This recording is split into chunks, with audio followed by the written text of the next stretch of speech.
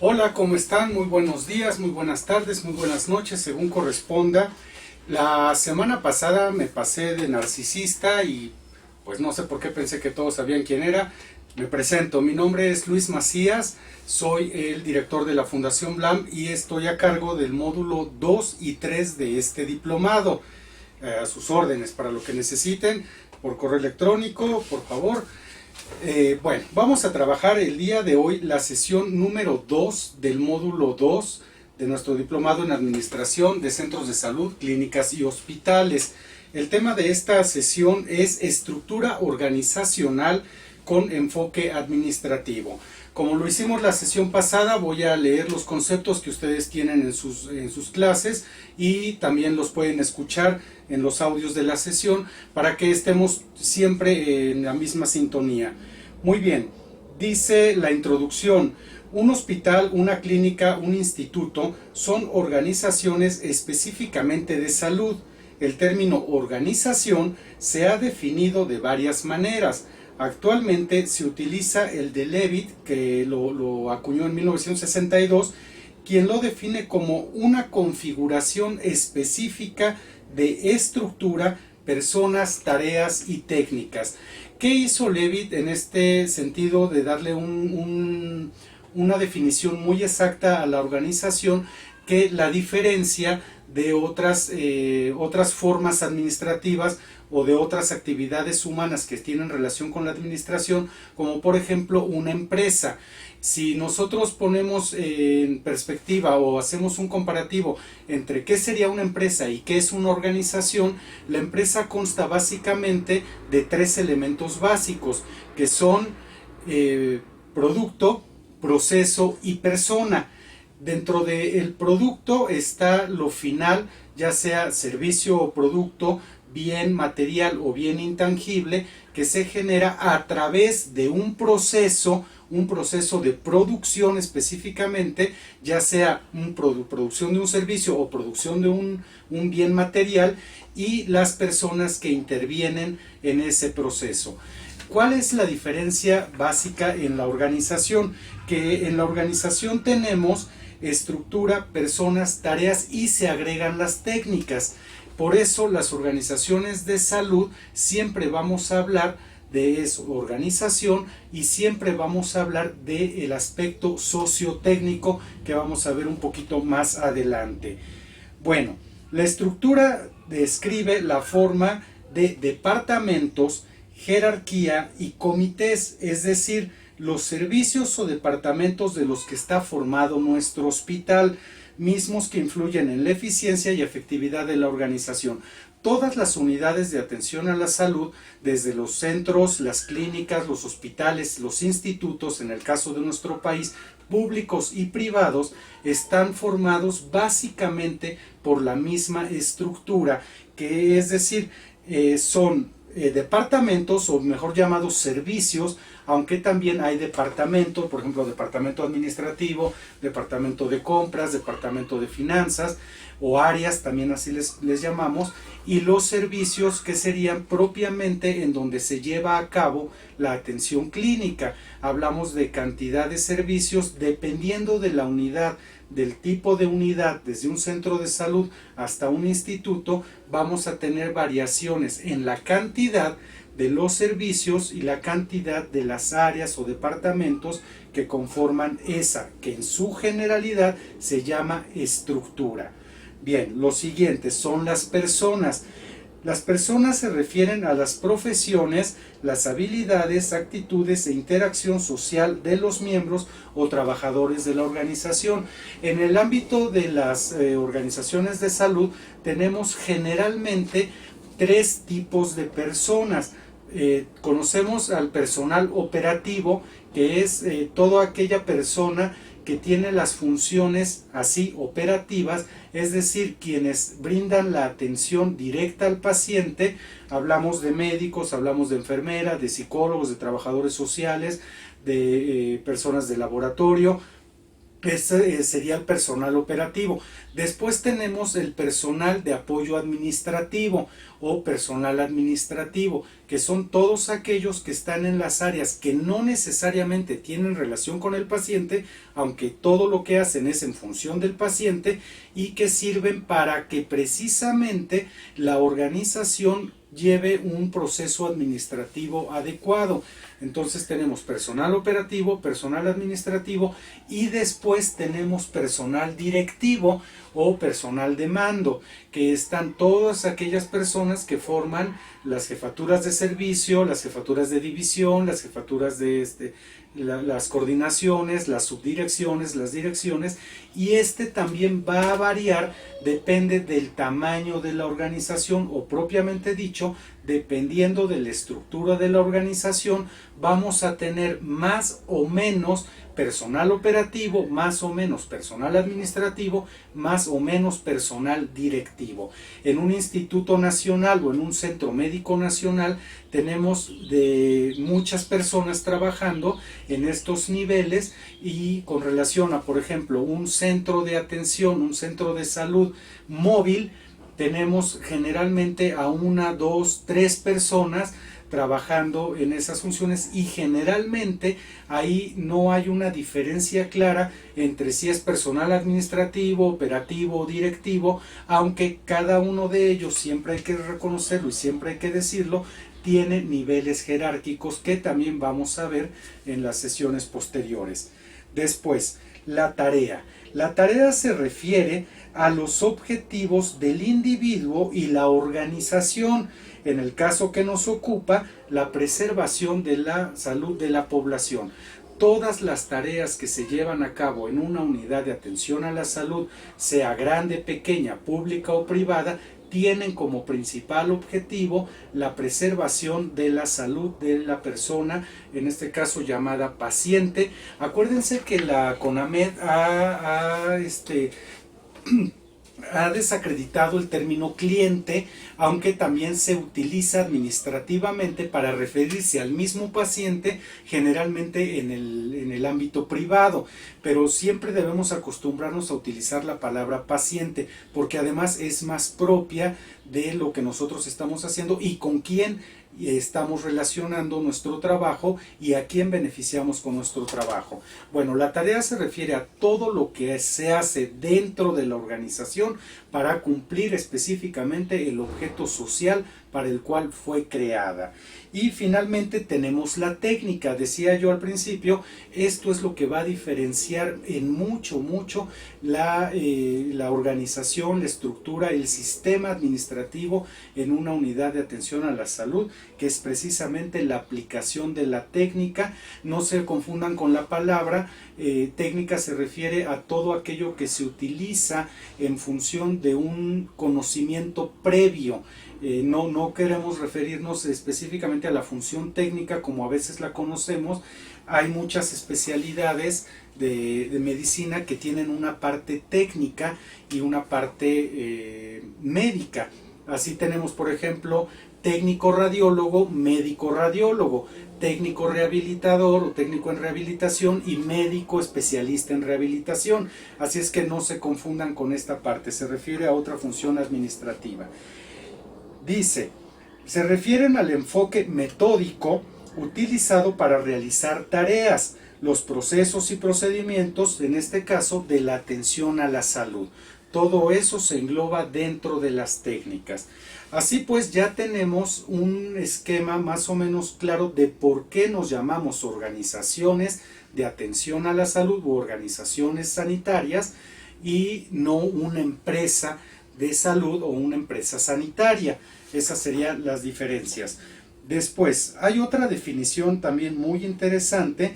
La organización se define como un sistema que incorpora un conjunto de subsistemas, y esta también aplica muchísimo al caso de la atención a la salud, porque sabemos perfectamente bien que cada unidad está dividida en ciertos servicios.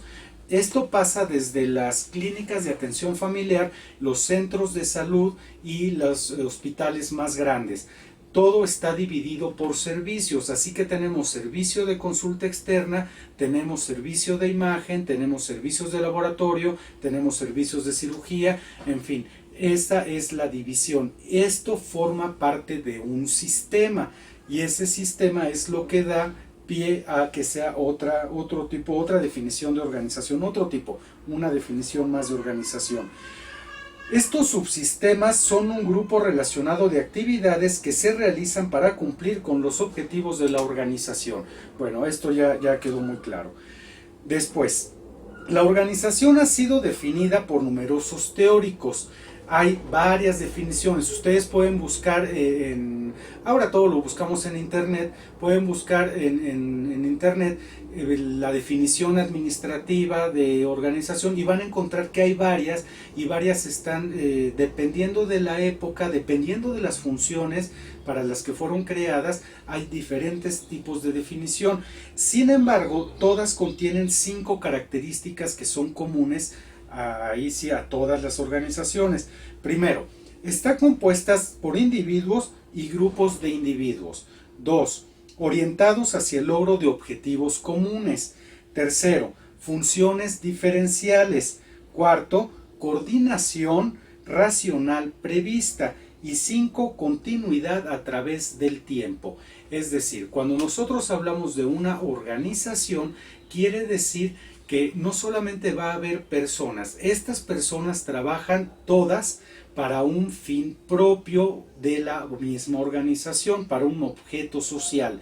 Después, estas funciones están debidamente racionalizadas o debidamente previstas dentro del marco de la función social más amplia.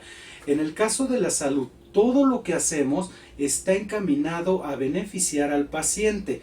No hay una sola cosa que se haga dentro de una unidad de atención a la salud que no esté encaminada al beneficio o a la preservación de la salud de una persona, de una población, de una sociedad. Así es que tenemos esta racionalidad de las funciones. Después tenemos una coordinación.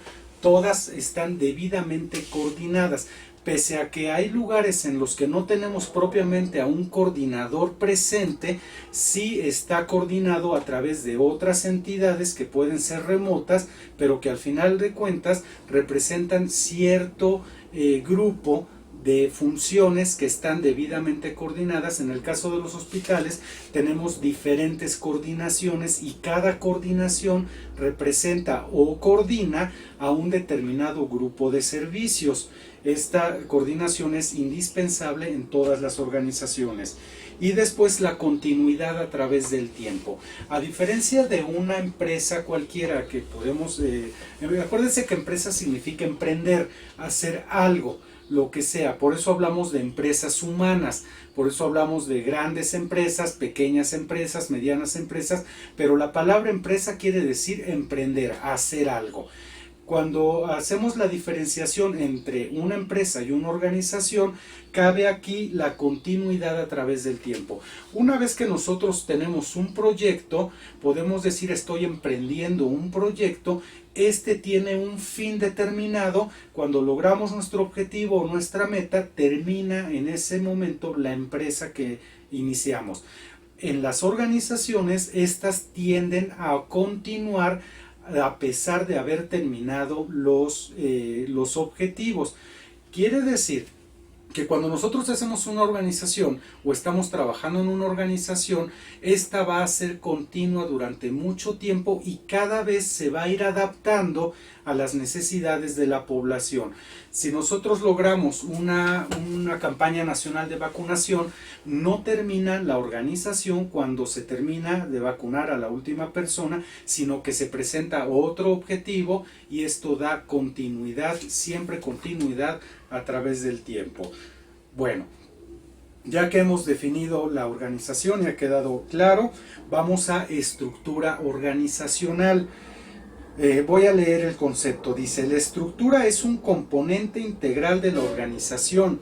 Se define como la disposición e interrelación de las partes, componentes y los puestos. Las pautas sobre la estructura son las siguientes. Primero, División del trabajo en actividades. 2. Vinculación entre diferentes funciones. 3. Jerarquía. 4. Estructura de autoridad. 5. Relaciones de autoridad. Y 6. Coordinación entre los sistemas. Ya nos queda perfectamente claro con estas 6 que estamos hablando de una organización y que en este momento ya no importa si esta organización es grande, pequeña, es pública o privada. Todas, puede ser un consultorio, tiene estas 6 mismas. A veces, en el caso, por ejemplo, de un consultorio, uno se preguntaría, bueno, ¿cuál es la estructura de la autoridad si solamente hay una persona trabajando? Vamos a pensar en un consultorio de atención médica que tiene un médico, una médica. Uno diría, bueno, pues ¿cuál es la autoridad si solamente estoy yo aquí trabajando? Yo soy el gerente, yo soy el director, yo soy el de enseñanza, yo soy el operativo, el administrador, hago todo yo. Bueno, aquí la autoridad entonces se pasa al siguiente nivel, en este caso a las autoridades regulatorias de las funciones que lleva el consultorio y así sucesivamente. Nunca hay una no autoridad o una ausencia de autoridad en ninguna de estas organizaciones.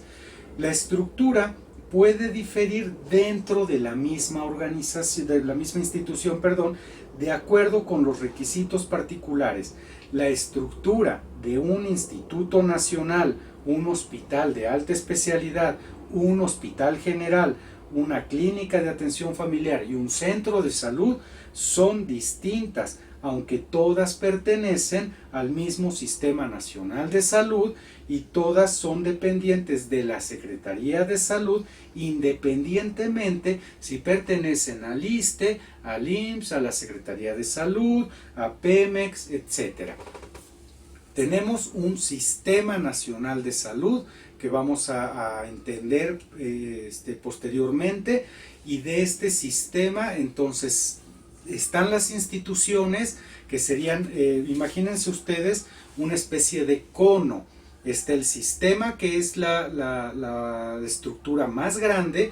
Después vienen las estructuras más inmediatas, que serían las instituciones. Vamos a poner, por ejemplo, el ISSSTE, el IMSS, y después vienen los hospitales. Dentro del IMSS o del ISSSTE están los centros médicos nacionales, están los centros médicos de alta especialidad, están las clínicas de atención familiar, en fin.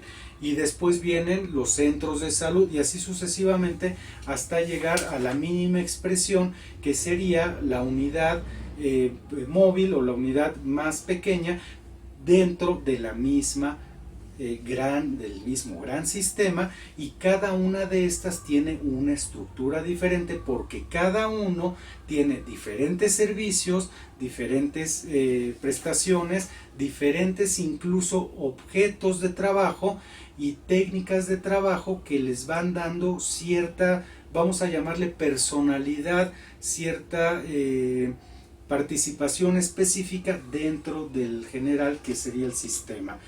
Después, la estructura en una organización tiene 3 componentes. Primero, complejidad. Es en referencia al grado en que las actividades dentro de la organización se diferencian. Esta diferenciación tiene a su vez 3 dimensiones. Primero, diferenciación horizontal. Es el grado de diferenciación entre unidades en función de la orientación de los miembros, la naturaleza de las tareas y la educación y formación. Después tenemos la diferenciación vertical, que se caracteriza por el número de niveles jerárquicos y de la organización.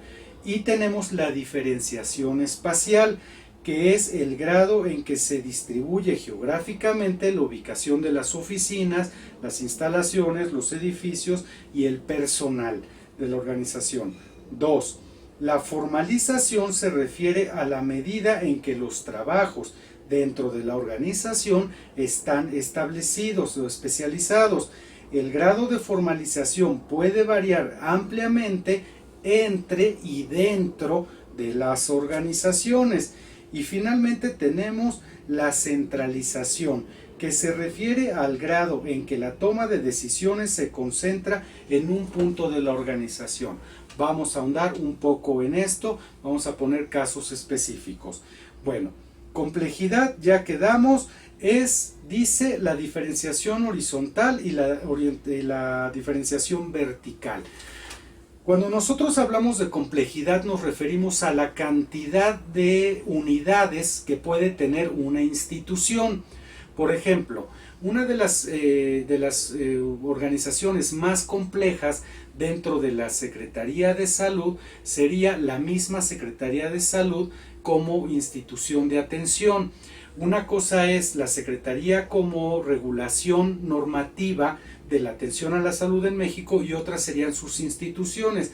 Dentro de esta Secretaría de Salud están el Hospital Juárez de México, el Hospital General de México y todas estas que pertenecen. Están los institutos nacionales también dependientes de la Secretaría de Salud y cada uno de estos tiene ciertos niveles de especialización.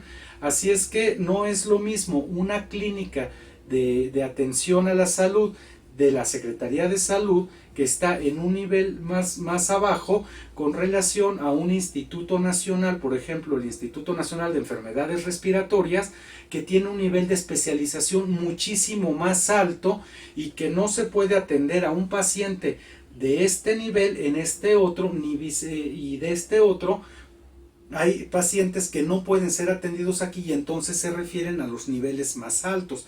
Eso ya lo vimos en el módulo 1, cómo se hace esta diferenciación.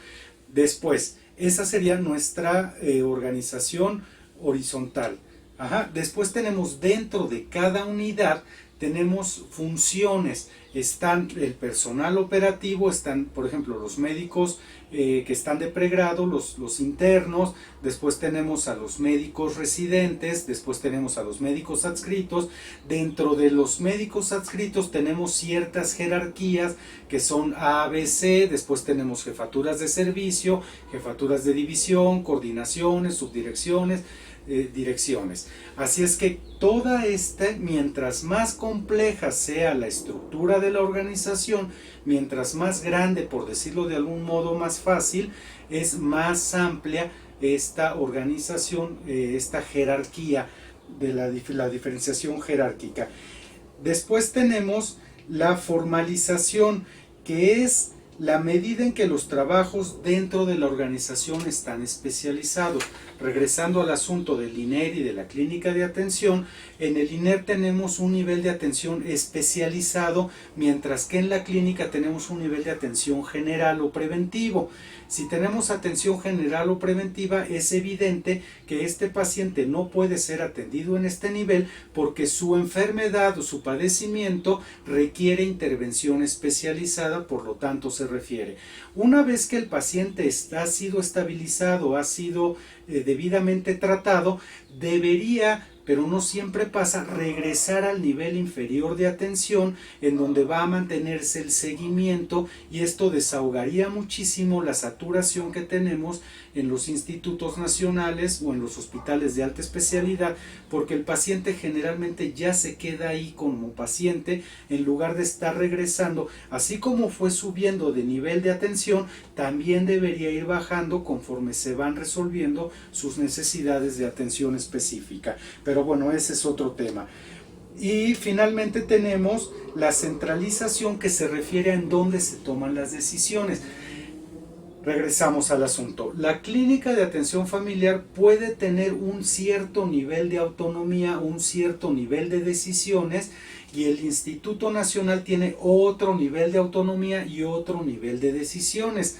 Al final de cuentas, las decisiones que se toman en las unidades centrales o en la Secretaría propiamente van a afectar a esta y a esta. Así es que hay casos, por ejemplo, la asignación de presupuestos, la asignación muchas veces de personal, que no dependen específicamente de la unidad, sino que hay una toma de decisiones más amplia y se va la persona, por ejemplo, para ser contratada, no puedes ir directamente a la unidad en donde quieres trabajar, sino que tienes que ir a ciertas oficinas dependientes de las que depende esta unidad para solicitar el empleo, donde tal vez te envíen a otras oficinas y así sucesivamente. Esa toma de decisiones tiene que ver con la centralización. Mientras más centralizada sea una institución o una organización, más está el poder de las decisiones de la administración en un solo lugar. Mientras más descentralizada sea, quiere decir que las unidades que la conforman tienen mayor nivel de autonomía. Esto en administración es bien importante, y lo mismo sucede con los departamentos dentro de las unidades. A veces tenemos que a un hospital se le asigna un presupuesto y este presupuesto está a cargo de cierto departamento que tiene cierta autonomía hasta un punto dado. Posterior a cierto nivel pasaría esa decisión a otro nivel más arriba, que ahí estaríamos hablando de la centralización y la descentralización. Muy bien, después tenemos varios diseños de estructuras organizacionales. Las más frecuentes y las estructuras más efectivas que conocemos administrativamente constan de varias características. Vamos a mencionar las que más nos interesan. Primero, claridad. Claridad. La estructura de la organización debe ser tal que no haya confusión sobre los objetivos, tareas y estilo de funcionamiento. Esto quiere decir que si nosotros estamos viendo a nuestra organización y queremos que esta organización cumpla realmente con sus funciones y sea realmente exitosa en sus funciones sociales, en su objeto social, tiene que ser clara para todos y cada uno de los que trabajan ahí. Todo el personal debe estar perfectamente enterado de cuáles son los objetivos que se persiguen, por qué se persiguen, para qué se persiguen y cómo vamos a lograr esos objetivos.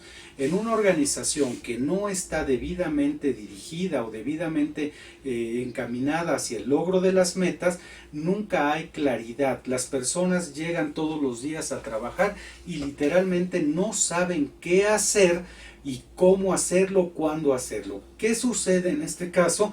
Que la mayoría de las personas empieza a crear sus propios mecanismos, y de ahí es que a veces tenemos organizaciones que están llenas de vicios, por decirlo así muy claramente, vicios administrativos y vicios operativos o vicios procedimentales. Cosas que la gente incluso lo llega a decir: aquí se hace de esta forma sin importar si existe una norma o una ley que lo prohíba o que lo dicte de otra manera. Aquí lo hacemos así. Bueno, esto sucede porque no hay claridad. No hay claridad en los objetivos, en la forma de trabajo, en la normativa que tiene esa unidad específicamente. Después tenemos comprensión. La estructura debe proporcionar a las personas una imagen clara de cómo encaja el trabajo de cada una de las personas dentro de la organización. Esto corresponde principalmente a los jefes de servicio y para arriba. De jefes de servicio hasta la dirección, debe hacerle saber al trabajador operativo, cómo su trabajo es importante y cómo lo que hace está contribuyendo al logro de los objetivos de la organización. Descentralización, ya dijimos esto.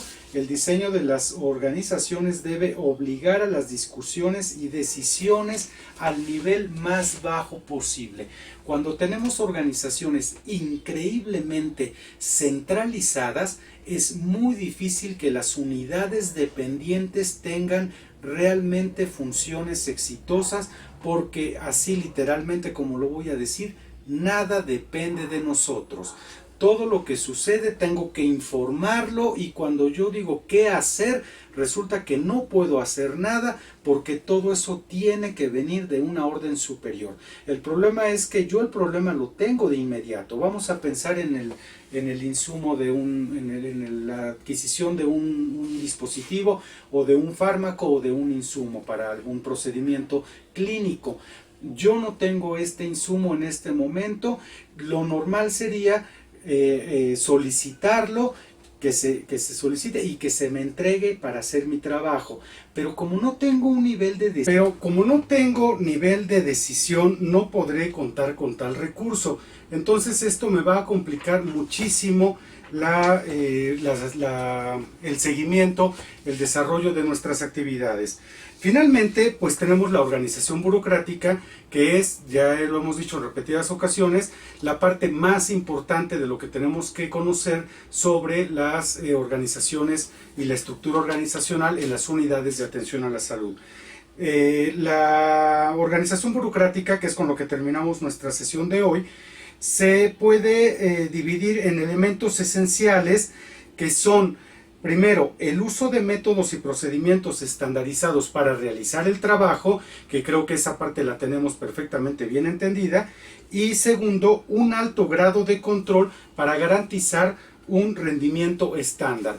Eso en su conjunto, sumado a todo lo que ya vimos durante esta sesión, nos da una idea clara de la importancia de conocer la estructura organizacional, cómo está dividida nuestra institución, nuestra organización, y esto nos va a permitir, no solamente en función del conocimiento que hemos adquirido, sino también, y quizá más importante, poder realmente hacer las cosas conforme a lo que tenemos programado, conforme a nuestros objetivos institucionales, y obtener como personas un mejor desempeño y una mucho mayor satisfacción, tanto profesional como personal, al saber que estamos realizando un trabajo siempre en beneficio de nuestra sociedad.